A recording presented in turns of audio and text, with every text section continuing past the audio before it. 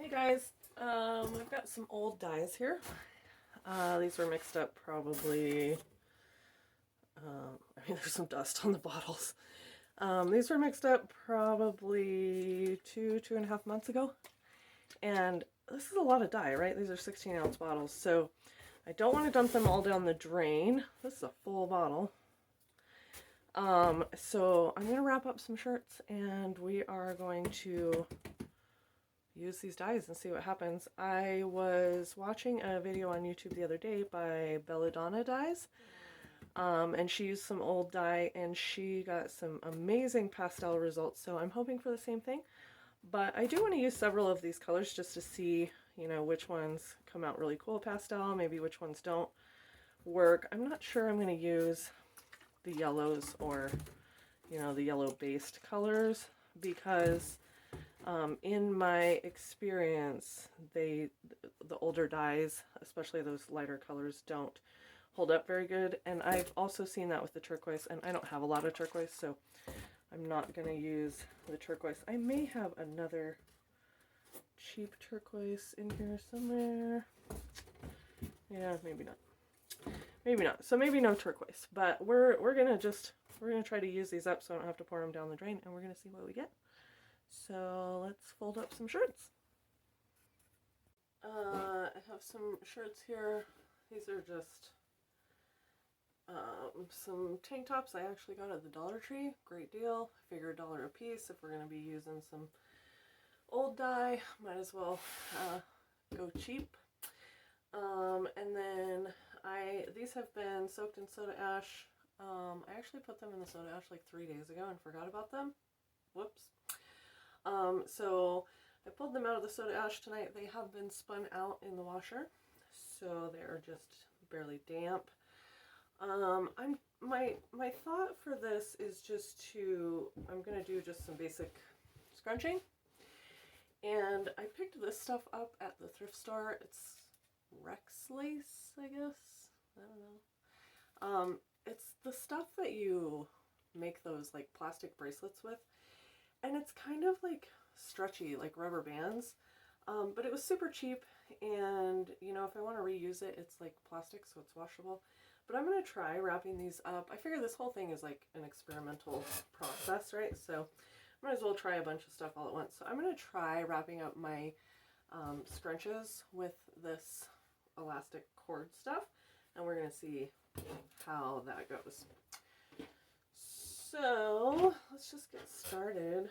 I don't really have any rhyme or reason. I'm basically just going to scrunch these up, and I'm going to do like kind of a low water immersion type dyeing. We're basically just going to like put them in some buckets and dump a bunch of old dye over them, and we're going to see what happens. So probably fast forward through this part so you guys don't have to watch me scrunch every one of these in slow-mo. Because basically this is all I'm doing. I'm just going to scrunch it up, and then I'll use my cord to tie it.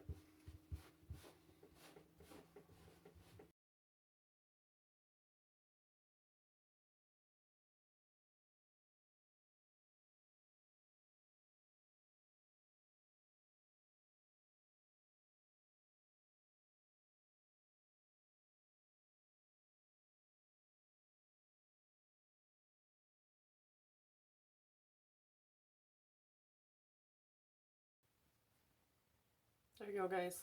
Simple scrunch. This, whatever it's called, Rex lace stuff is super stretchy. You can't pull it too tight like you can with sinew because it will break. These are basically just, taking the place of rubber bands. They're only holding it as tight as rubber bands. So we are going to try that, and then I'm going to wrap up the rest of these shirts, and I may try a couple of them with actual sinew. Maybe some kite string. I haven't really decided yet. Like I said, I got this stuff super cheap, so I wanted to see if it could be used for this because, you know, I'm running kind of low on kite string, and whatever works, right?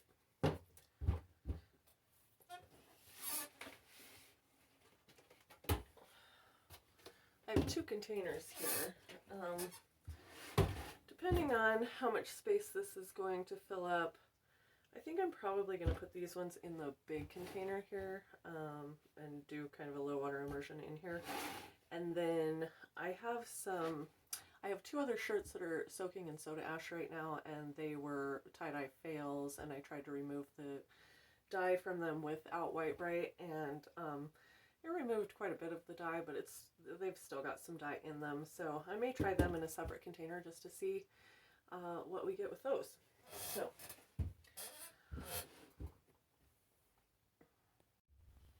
okay, sorry for that interruption. I had a rambunctious kitty out in my living room knocking gosh knows what off of the countertops. Any of you that have cats know how that goes. I should probably mention, I know some of you guys saw my last video about my puppy who had surgery.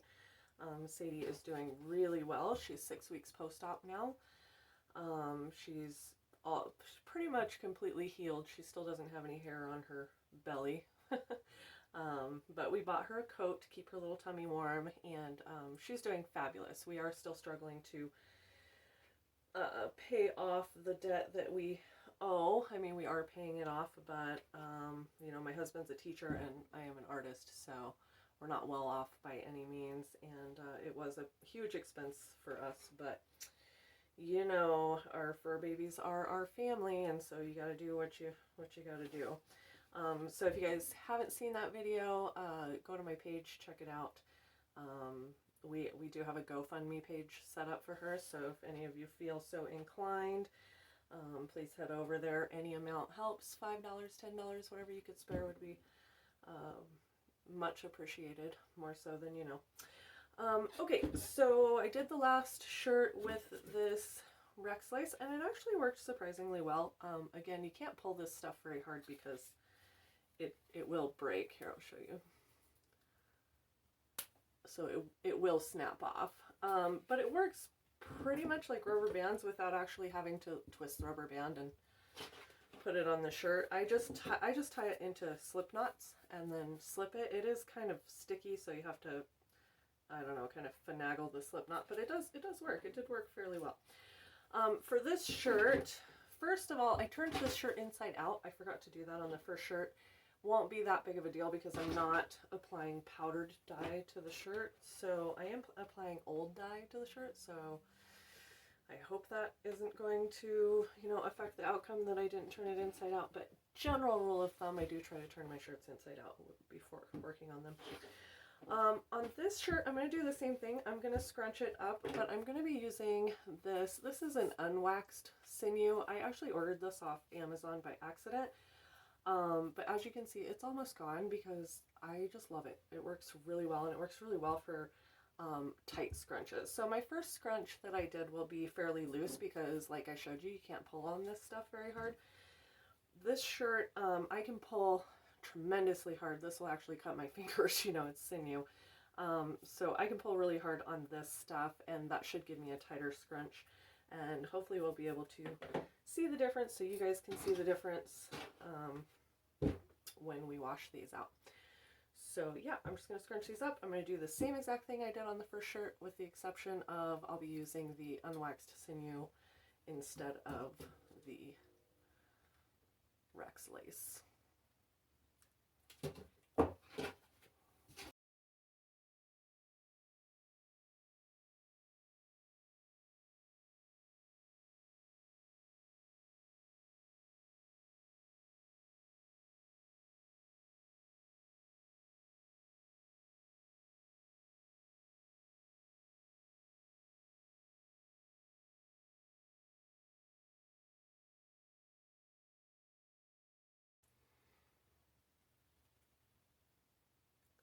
Okay guys, so this one is tied much tighter than the first one.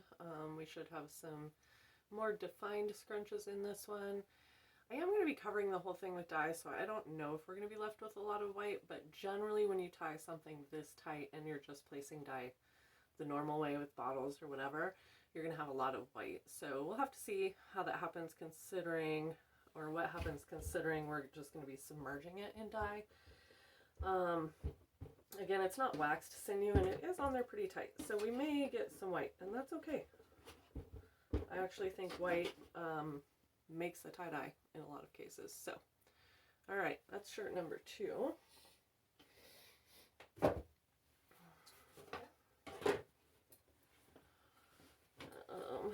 Shirt number 3. Turn it inside out.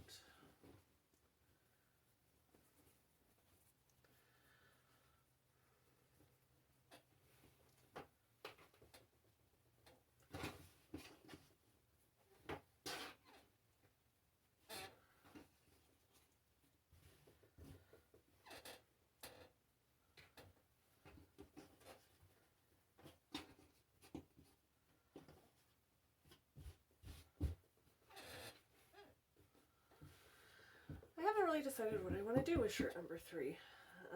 So this is where, as artists, we just kind of stare at the blank canvas and we wait for the canvas to tell us what it wants to do.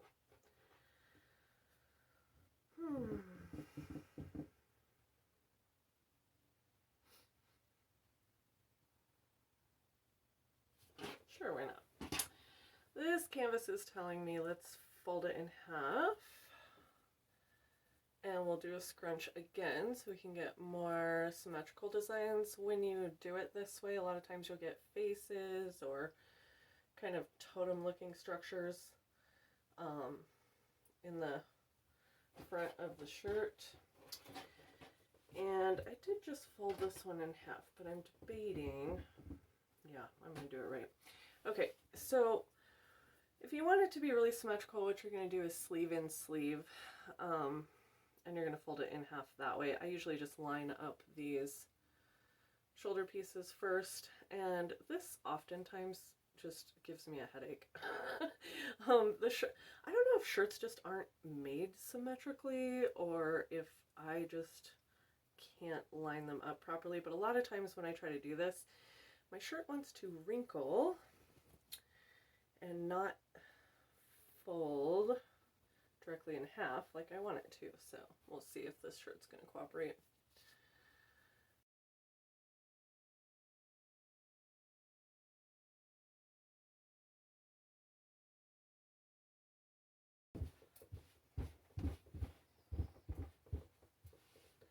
Okay, pretty close.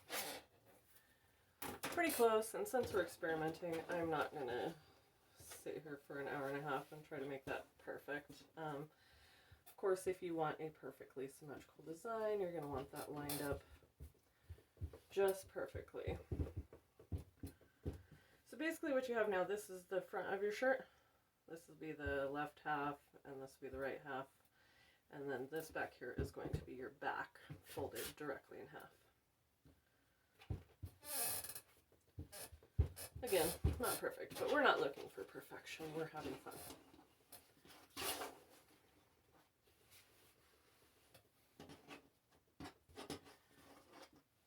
Okay. Now, since I know my armpits are here, so this is going to be the outside of the shirt. This will be the center of the shirt. And I do want to try for some designs or kind of totem-like structure in the center. So I might just kind of grab and kind of twirl it in on itself a little bit there and scrunch. You want to try to keep those edges flush with each other.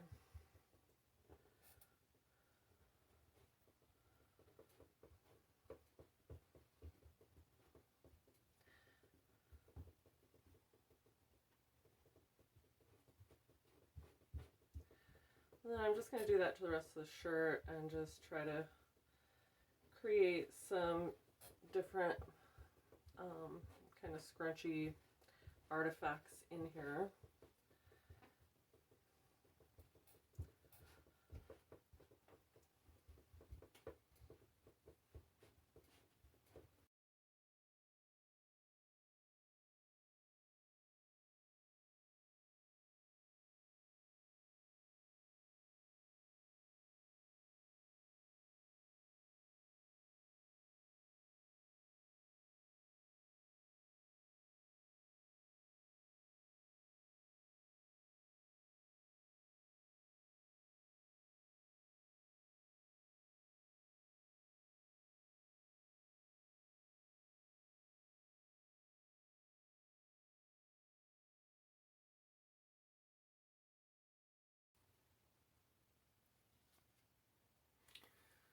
Hey guys, so this is going to be my symmetrical kind of scrunch design. I've seen some people call these mindscapes. Hopefully we get some cool like totem creatures and stuff in here, maybe some cool faces. We'll have to see. That's shirt number 3.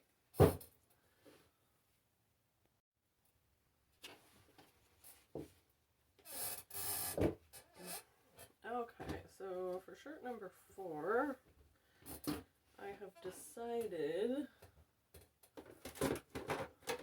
find my Pimos.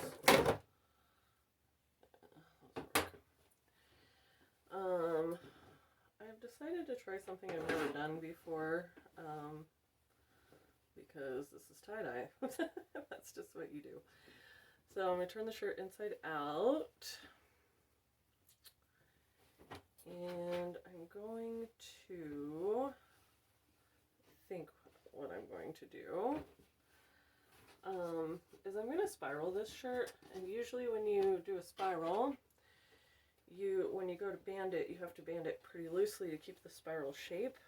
But you don't really have to do anything in tie-dye, right? You just do whatever you feel like. So I am going to spiral this shirt, and I'm going to tie the hell out of it. I'm going to tie it really tight. And then I'm going to randomly just place dye on it in the same kind of low water immersion style as I'm going to do the other shirts, and we're just going to see what happens. Who knows? So I haven't done a spiral in a really long time, so this is probably going to be a catastrophe. I like to kind of see which way I want my spiral to go. Yeah. This way? No. This way. Okay. So I'm just going to choose my spot wherever I want my spiral to start. This is going to be kind of tricky to do because, again, this shirt has a pocket, and so it's probably not going to want to spiral real nice for me, but I'm just going to get it started. I'm not doing a pleated spiral because that will make me want to kill myself. Honestly, if you guys have tried the pleated spirals, they're a nightmare. There are some greats out there that can do them like piece of cake, and I am not one of them. So I'm just going to try to make some pleats. I don't really care where they fall. And when you start feeling that get tight, I like to push it down with my fingers and just start twisting with my fingers so that we don't get a nipple in the shirt. I spent a good chunk of my spiral days making nipples in my shirts, and that kind of sucks. So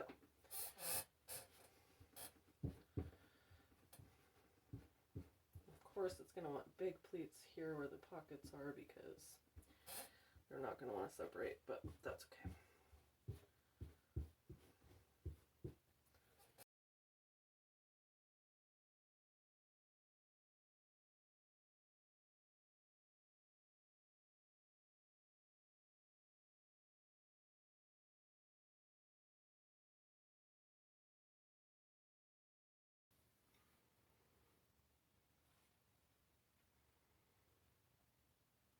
Interesting, crazy shapes going on there. I mean, I kind of held its shape through here. So I think with this one, what I'm going to do, I'm probably going to put a color in the bottom of the container, and this side will go down. So I want this side, since it's so cool looking, there's some really cool designs in there, I want that side to be the side that takes my color.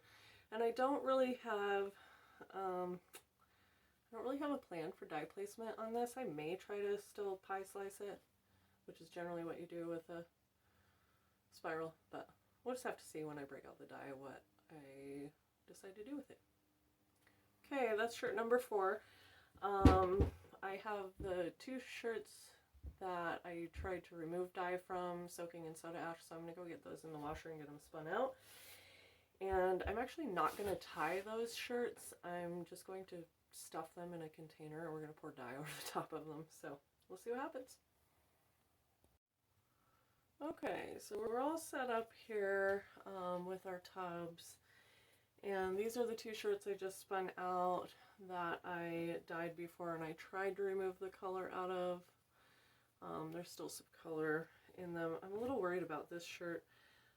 This shirt was an attempted butterfly that just didn't work out so well. Oh, you can't see that. Yeah, but anyway, it just didn't work out. So it didn't pull as much of the color out as I would have liked. But I'm going to try to go with some tones that maybe might cover that up. That's my hope. So I've got these in the tubs that I want them to go in, and I have them separated into the colors that I have that I think will go well together. So in this one, I'm going to be doing a mixture of like blue violets and pinks and reds, because I think those will all mix well together. This one, my true blues, my dark blues, my greens, my lime greens, things that I think will mix well in there. And then for these ones, I was a little concerned about using my orange tones because I'm not sure how well they're going to show up, but I am going to go with browns and oranges in these because I think a lot of this color is going to go brown anyway, so might as well throw some brown in there and see what happens. So I'm just going to take a couple minutes and I'm going to arrange these shirts in here. I'm not even, like I said, I'm not even going to fold them. I'm just going to kind of peak and valley them and just kind of shove them in here. And we're just going to pour dye right over the top of these ones randomly. And then for this one, I am going to fill this bucket, the bottom of it, with probably a dark blue and then set the tie-dyes back in there and then pour color over the top. And I think I'm going to do the same for here. It's going to be hard to fill this up with color, so I'm a little concerned about that, but what the heck. We'll give it a shot.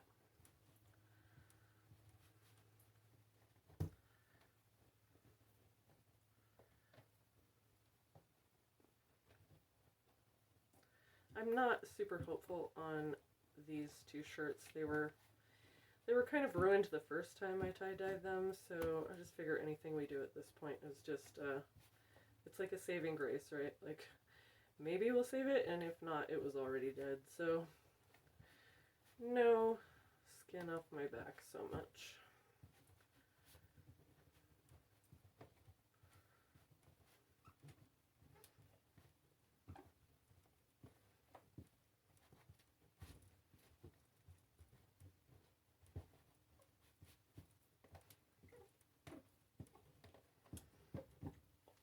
Okay. Yeah. Okay, I'm gonna take a pause just for a minute. I'm gonna go put my gloves on because I tend to make a mess with dye and I don't feel like having dye on my hands for the next 3 days. Okay, got my gloves on, some paper towels on standby. This one I'm going to be doing my orange and brown tones. Browns I'm going to be using is Mars Dust. I'm going to shake that up real good because it's 2 or 3 months old.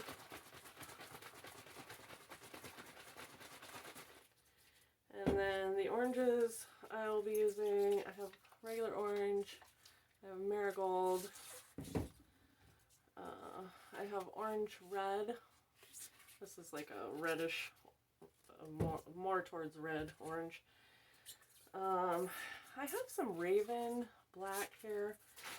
I mean, it's going to go brown anyways, so I don't really care. So I may throw some of this Raven in there too, just to darken it up, because I think we're really going to have to darken this up to cover up the mess that I created before.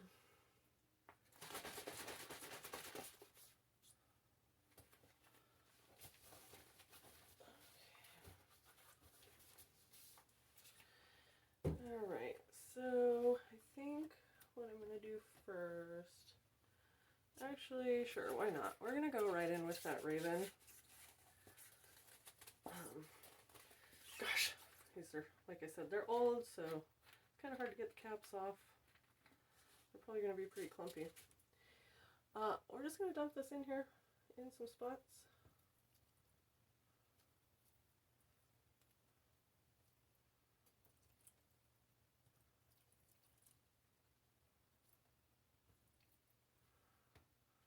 Like so.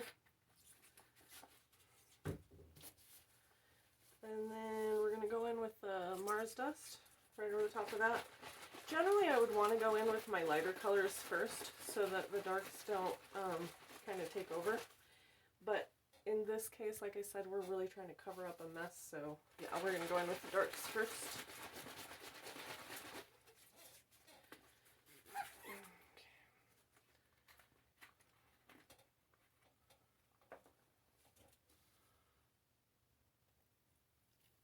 I'm kind of going to go over the blacks with the Mars brown just because I want to leave some areas for the oranges.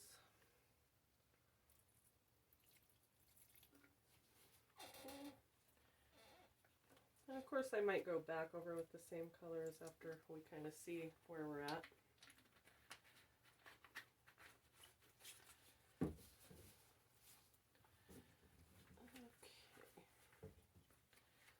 Let's go with the orange red. We're really going to shake that up.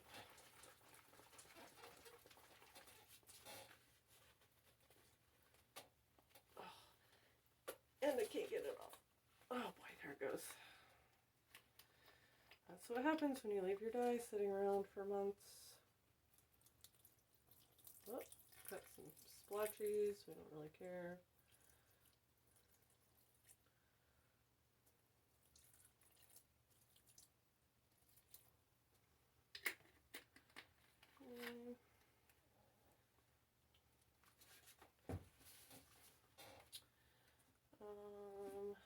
Yeah, we may go in with some, since we got a lot of darks, we're going to go in with the lighter color now, the marigold.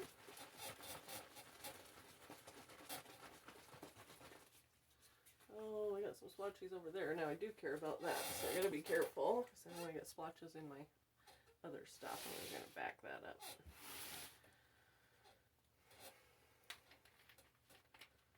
Okay, and with the marigold.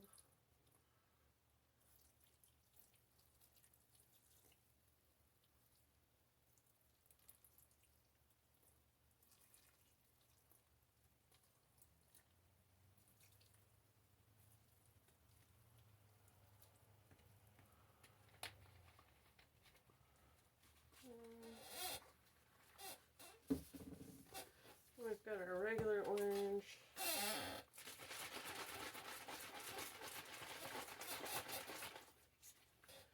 We're probably going to pour that right over the top of the marigold, just because the marigold's kind of light.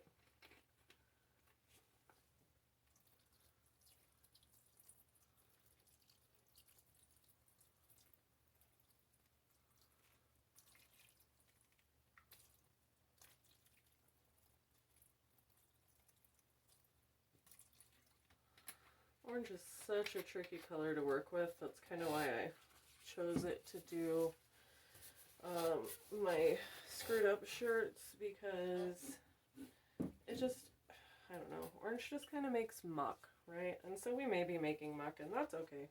We're experimenting. We're going to go back in with the Mars brown again.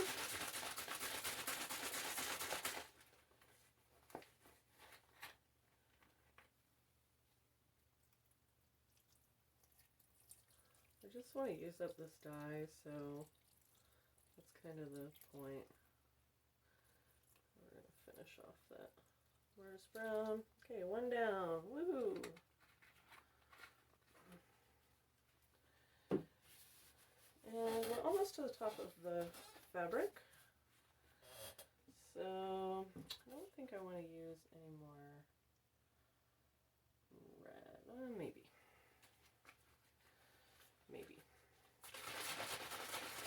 Yeah, let's pour some more red in there, and then I'm going to top it off with the Raven. Or this is the orange red, I guess. I call it red because it looks red on the fabric, but...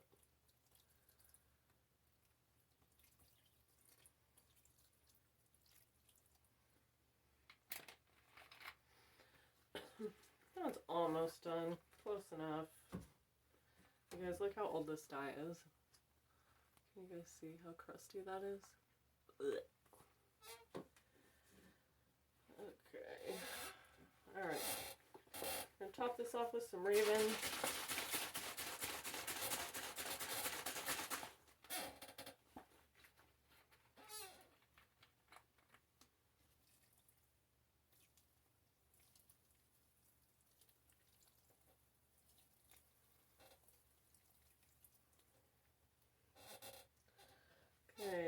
one's done.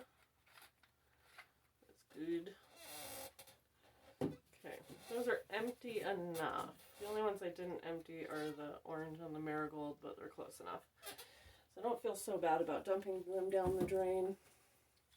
Well, I don't know. I haven't seen the shirts yet, so maybe it will be all for naught, but one thing's for sure, it can't be any worse than it already was.